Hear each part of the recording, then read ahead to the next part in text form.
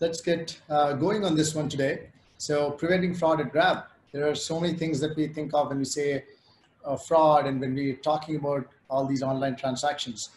But let me take a step back and just talk about what we at Grab are and what we think of. Our culture and our principles put our customers first. Outserve our customers is a principle that we live by.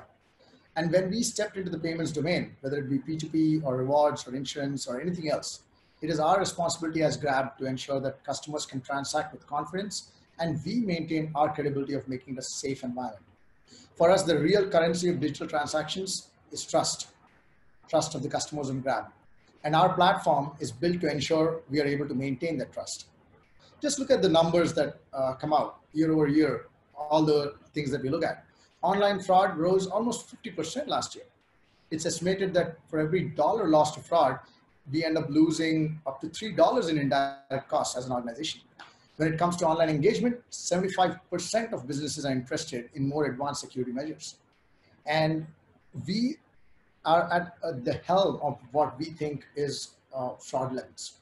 At the same time, businesses understand that customers take comfort in the security measures that they already have in place for digital transactions.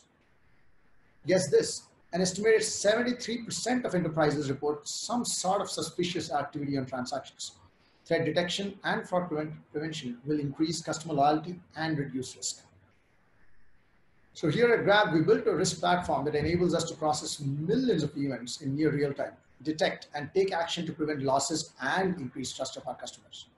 Today, we'll be talking about how and what went into building such a large-scale system that listens to millions of events from multiple sources, be it taxi, rewards, P2P, or all the other systems at Grab that are customer-facing, and how we built it to cater to our needs of high scale, high availability, and low latency to provide a seamless experience for our customers. Just think of one more small data point that we will look at. Ideally, an application gets 750 milliseconds to about a second to decide whether or not an event or transaction is fraudulent. Within this time span, a user profile and the transaction made has to be validated according to the rules set by the system. A single request, more often than not, leads to several database lookups. In such a situation, latency is the key. So how did we do this? Let's look at that. Grab fraud service. Now, just imagine what we were dealing with and where we were coming in from. And here I will say that Grab, being one of the most popular super app in Southeast Asia, has a huge presence in payments, taxi, food, wallet, you name it. And there are certainly some bad actors at play, using fraud attacks, trying to use stolen credit cards, gaming the rewards, things of that sort. There are potential loss of millions of dollars due to chargebacks, legal and reputational harm, and potential loss of wallet license, fines, and more importantly for us, the user trust loss. That set out in making us go and build an in-house fraud service. As a part of the fraud service, we were looking at what are all the requirements that we had, what is that we need to build, what are our core requirements, why do we need it? Then we realized how entire Grab and all of its platforms and microservices need this particular service and how it's going to listen to them. So we built this service that is used across Grab for all platforms. It listens to all the verticals and systems for events that are processed.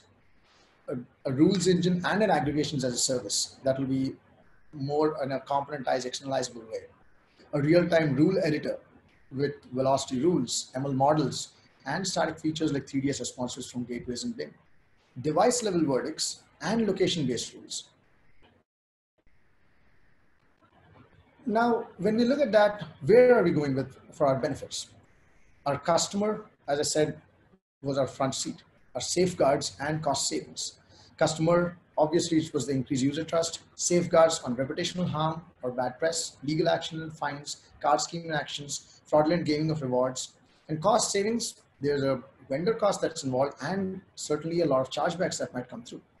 So what we'll do is, Raghav will now go through how we re-architected our system while we moved away from external vendors as our fraud system matured to solve for our requirements and of course our challenges while doing so.